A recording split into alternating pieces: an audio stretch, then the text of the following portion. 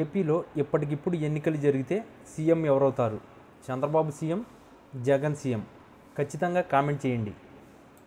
YCP అధినేత మాజీ CM YS Jaganmohan Reddy London tour ముగిసింది. ఆయన సోమవారం బెంగళూరుకి చేరుకున్నారని పార్టీ వర్గాలు వెల్లడించాయి. ఇక జగన్ మంగళవారం తాడేపల్లిలోని తన నివాసానికి చేరుకుంటున్నారు అని వెల్లడించాయి. దాంతో 10 రోజుల లండన్ టూర్ తర్వాత అధినేత తాడేపల్లికి రావడంతో ఆయనతో భేటీ అయ్యేందుకు పార్టీ నాయకులు సిద్ధంగా ఉన్నారు.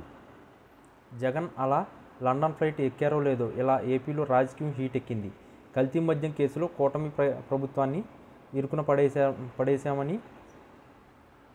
పెడతామని చూసిన వైసీపీకి ఇప్పుడు అదే ఇష్యూ ఇబ్బంది పెడుతుంది అని అంటున్నారు. వైసీపీ కీలక నేత మాజీ మంత్రి జోగి రమేష్కి ఈ కేసు ఉచ్చు బిగించేలా ఉందని అంటున్నారు.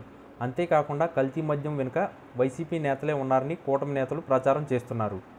దాంతో ఈ కేసు విషయంలో వైసీపీ ఎలా వ్యవహరిస్తుందో అన్న చర్చ ఉంది. జగన్ దీని మీద పార్టీ నేతలకు ఏ విధంగా దిశానిర్దేశం చేశారో అన్నది కూడా ఆసక్తిగా చూస్తున్నారు. రాయలసీమకు మూల కేంద్రంగా ఉన్న కర్నూలులో నడిబొడ్డున జరిగిన కూటమి సభ సూపర్ డూపర్ సక్సెస్ అయ్యింది. ఏకంగా 3 లక్షల మంది జనాలు ఈ సభకు తరలివచ్చారు. ప్రధాని మోడీ, సీఎం చంద్రబాబు, ఉప ముఖ్యమంత్రి పవన్ కళ్యాణ్, మంత్రి నారా లోకేష్ వేదిక మీద నిలిచి కూటమి 16 నెలల పాలన, ఈ మధ్య కాలంలో జరిగిన అభివృద్ధి గురించి జనాలకు అంతా చెప్పారు. అదే సమయంలో కూటమి ఎంత ఐక్యంగా ఉందో కూడా ఈ సభ చాటి చెప్పింది. ఒక విధంగా ఇది వైసీపీకి సవాల్గా మారింది అన్నది వాస్తవం.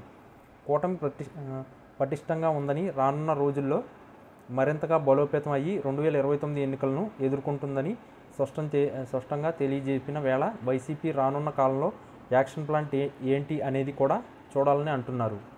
ఇక చూస్తే కనుక జగన్ లండన్ టూర్కి వెళ్లే ముందు పార్టీ కేడర్కి 1 కోటి సంతకాల సేకరణ పేరుతో ఒక బిగ్ టాస్క్ని ఇచ్చారు. మెడికల్ కాలేజీలను పీపీపీ విధానంలో ప్రైవేట్ పరం చేస్తున్నారని, దానికి వ్యతిరేకిస్తూ జనాల నుంచి పెద్ద ఎత్తున సంతకాల సేకరణ చేయాలన్నదే ఆ ఆందోళన వెనుక ఉన్న లక్ష్యం. మరి అది ఎంతవరకు వచ్చింది అన్నది కూడా చూడాల్సి ఉంది.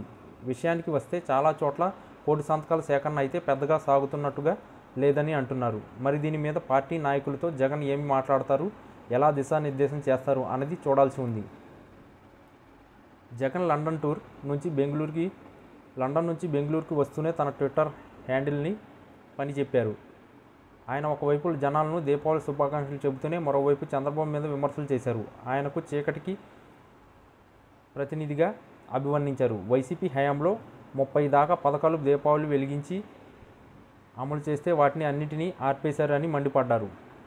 కూటమి పథకాలు కూడా పెద్దగా జరగడం లేదని, అరకొర ఉన్నాయని, అనేక హామీలు కూడా ఇంకా అమలు చేయడం లేదని కూడా విమర్శించారు.